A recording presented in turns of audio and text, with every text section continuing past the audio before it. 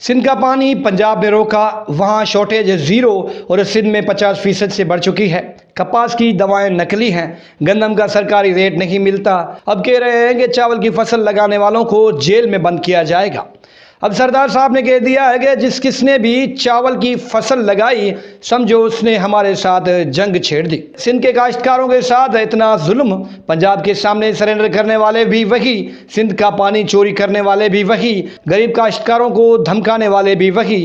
ये क्या मजाक चल रहा है? खरीफ की सीजन में सक्खर रीजन में चावल की फसल पर मुकम्मल तौर पर पाबंदी आयद की गई है, जिससे काश्तकारों को करोड़ों अरबों रुपयों का न सिर्फ नुकसान होगा बल्कि मुआशी तौर पर लोग कंगाल भी हो जाएंगे। कमिश्नर सक्खर साल 2025 में चावल की फसल पर मुकम्मल पाबंदी का नोटिफिकेशन जारी करते हैं, जिसमें कह दिया जाता है कि खैरपुर, सक्खर और घोटकी में शुगर मिल्स की दरख्वास्त पर पाबंदी आयद की गई है। आबादगारों ने भी साफ कह दिया है कि अब जंग तो जंग ही सही, चावल की फसल तो जरूर होगी।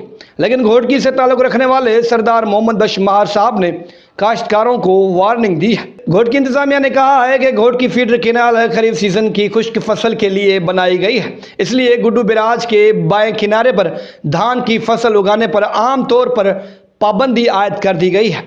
चूंकि जमींदार धान की फसल उगाने से गुरेज नहीं करते, इसलिए वो हुकूमत के हुक्म की खिलाफ वर्जी करते हैं और गैर मजाज पाइपों के जरिए पानी का ज्यादा इस्तेमाल करते हैं। शुगर मिल्स की फरमाइश पर सक्खर रीजन में काश्तकारों को चावल की काश्तकारी से रोका गया है। इससे होगा क्या, आए समझने की कोशिश करते हैं। क्योंकि हजारों किसानों का रोजगार चावल की फसल से जुड़ा होता है। फसल न होने से किसानों को बराह रास्त माली नुकसान होगा। अगर चावल की पैदावार कम होती है तो मुल्क में चावल की किल्लत हो जाएगी और कीमतें बढ़ जाएंगी, जिससे आम शहरी को बहुत बड़ा नुकसान होगा। आमतौर पर हमें ये लॉलीपॉप दिया जाता है कि आप चावल की फसल ना उगाएं क्योंकि इससे ज़मीन खराब होती है, सिम बढ़ जाती है। लेकिन माहिरीन क्या कहते हैं, आए आपको बताता हूँ। माहिरीन कहते हैं कि चावल की फसल के बाद उगाई जाने वाली फसलों के लिए ज़मीन नरम और तैयार हो जाती है। अगर चावल ना उगाया जाए तो ज़मीन की साख्त और नमी का तवाज़ुन बिगड़ सकता है। सिंध के कुछ इलाकों में चावल काश्त न होने से ज़मीन या तो बंजर हो सकती है या पानी की सतह मुतासिर हो सकती है।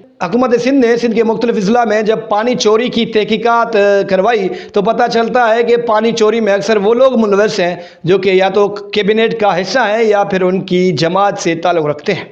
मतलब सियासी वडेरे, जागीरदार और सरदार ये पानी चोरी में मुलविस हैं। अब सरकार काश्तकारों के खिलाफ डंडा उठाएगी, किसान अपने मुस्तकबिल के लिए सड़कों पर निकलेंगे। अब दो चीज़ें हो सकती हैं, या तो सरकार से डायरेक्ट जंग या फिर चावल की फसल। वैसे आपको क्या लगता है कि सरकार चावल की फसल पर जो पाबंदी आयद है उस पर अमल दरामद करवा सकेगी? आप किस इलाके से वीडियो देख रहे हैं और आपके इलाके की सूरत हाल क्या है, हमें कमेंट्स बॉक्स में ज़रूर बताइएगा।